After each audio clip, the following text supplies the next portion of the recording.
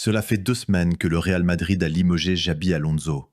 À l'époque, presque personne ne l'avait vu venir. Alonso lui-même était en train d'analyser la récente défaite 3-2 contre le FC Barcelone en Supercoupe d'Espagne avec son staff quand on lui a demandé de se rendre au centre d'entraînement. Là, lors d'une réunion avec le directeur général du Madrid, José Ángel Sánchez, Alonso a été informé qu'il était démis de ses fonctions. Et pour de nombreux observateurs extérieurs, la décision du club était quelque peu déroutante. Alors pourquoi le Real Madrid a-t-il vraiment limogé Xabi Alonso ? Cette vidéo vous racontera toute l'histoire interne de ce limogeage, incluant comment l'explosion dramatique de Vinicius Junior en octobre a été un tournant décisif, qui soutenait Alonso et qui ne le soutenait pas, les tensions autour de la politique de transfert, le pouvoir des joueurs et la politique interne, et pourquoi ce que le Real Madrid a décrit comme une décision mutuelle était définitivement un limogeage. Le tout basé sur les informations des correspondants du Real Madrid pour The Athletic, Mario Cortegana et Guillermo Ray. Bienvenue sur le tableau tactique. Un peu plus de 2 mois avant le limogeage d'Alonso, tout semblait bien se passer. Le Real avait remporté 13 matchs sur 14 et comptait 5 points d'avance en tête de la Liga lorsqu'ils ont affronté Barcelone.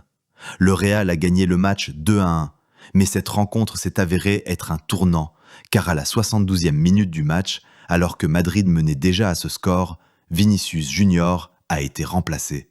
L'attaquant brésilien a réagi avec colère, criant en quittant le terrain « Toujours moi, je quitte l'équipe, c'est mieux si je pars, je m'en vais ». Il s'est ensuite dirigé directement vers les vestiaires. À ce moment-là, The Athletic était déjà au courant de tensions croissantes parmi plusieurs joueurs seniors du Madrid concernant les méthodes et les idées d'Alonso. Lorsqu'Alonso a été recruté en mai 2025 pour remplacer Carlo Ancelotti, il est arrivé avec la bénédiction de la direction madrilène pour imposer plus de discipline. Il a hérité d'un vestiaire habitué à des choses qu'il ne croyait pas être les meilleures pour une équipe. Le nouveau staff technique voulait plus d'intensité à l'entraînement et en match, plus de pressing, plus d'instructions tactiques et d'analyse. Il demandait une meilleure ponctualité et plus de confidentialité autour du groupe, limitant l'accès aux séances d'entraînement et aux vestiaires les jours de match afin de protéger l'équipe et d'empêcher les fuites vers les médias. En octobre, cela avait conduit à un sentiment important de mécontentement en coulisses. Selon des sources, les joueurs étaient contrariés par le peu de liberté qu'ils avaient pour exprimer leurs qualités sur le terrain, en contraste avec la façon dont les choses se passaient sous Ancelotti. 3 jours après la victoire contre le Barça, The Athletic a publié un rapport sur cette situation.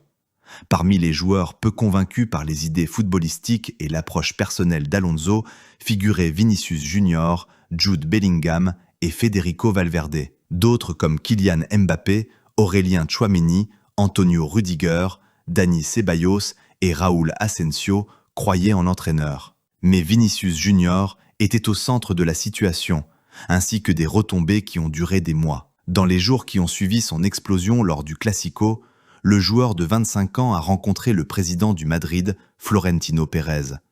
Il s'est excusé pour son comportement pendant le match.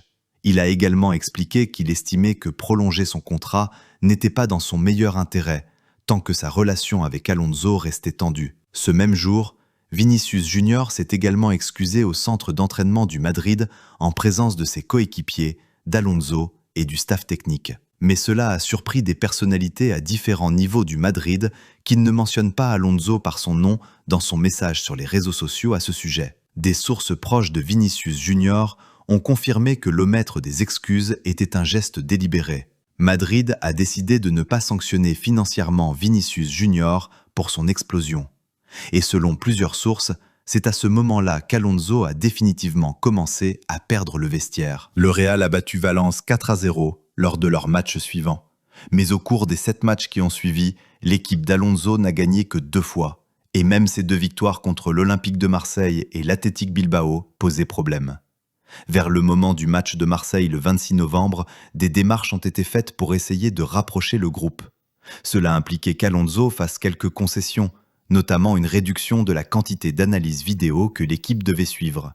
Ensuite, avant le match contre l'Athletic, certains joueurs ont exprimé leur mécontentement de devoir voyager à Bilbao la veille du match plutôt que le jour même.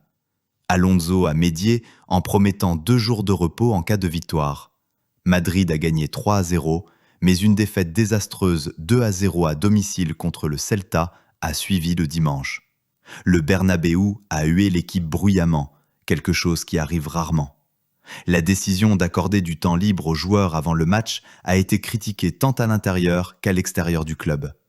Le conseil d'administration du Real Madrid a tenu des discussions sur l'avenir d'Alonso, où un retour de Zinedine Zidane a été suggéré. Mais l'entraîneur des moins de 19 ans, Álvaro Arbeloa, est apparu comme le principal remplaçant potentiel. Le match suivant du Madrid après le fiasco du Celta était contre Manchester City. 7 joueurs étaient blessés, Mbappé n'étant apte qu'à être sur le banc, ramenant les problèmes de conditions physiques tant discutés de la saison précédente.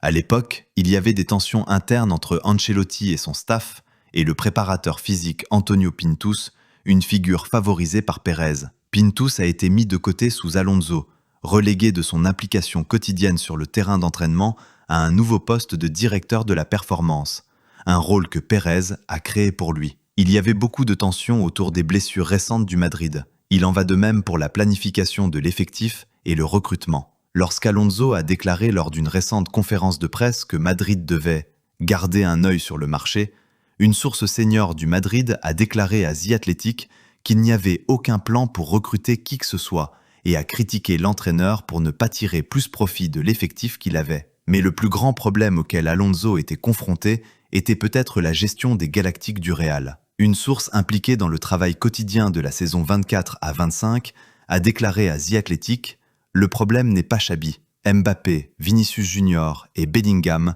sont incompatibles. On ne peut pas avoir une équipe équilibrée avec ces trois-là. » Contre Alaves le 14 décembre, lors d'un match à ne pas perdre, Alonso a aligné Mbappé, Vinicius Junior, Bellingham et Rodrigo comme titulaires pour la première fois, abandonnant apparemment le système qu'ils avaient essayé d'imposer et satisfaisant probablement ces hauts responsables du club qui réclamaient un tel changement. 3 jours plus tard, le Real a difficilement battu Talavera, équipe de 3e division, 3-2 en Coupe du Roi. Alors que Talavera marquait dans le temps additionnel pour créer une fin tendue, on a vu les remplaçants madrilènes rire sur le banc. Au coup de sifflet final, Alonso est resté assis dans le banc de touche pendant quelques secondes et a semblé murmurer pour lui-même l'expression espagnole pour « putain de merde ». La position du conseil à ce moment-là était d'essayer de donner à Alonso autant de temps que les résultats le permettraient. Mais après la défaite en Supercoupe contre le Barça, ce temps était écoulé.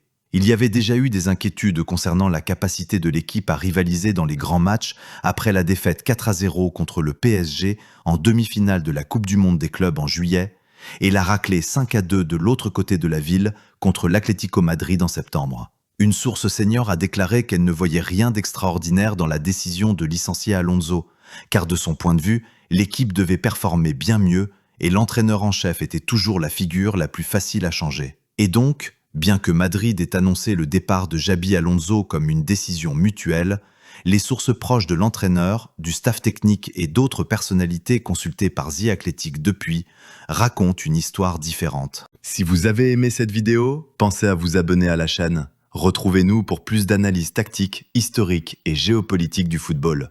À bientôt sur le Tableau Tactique.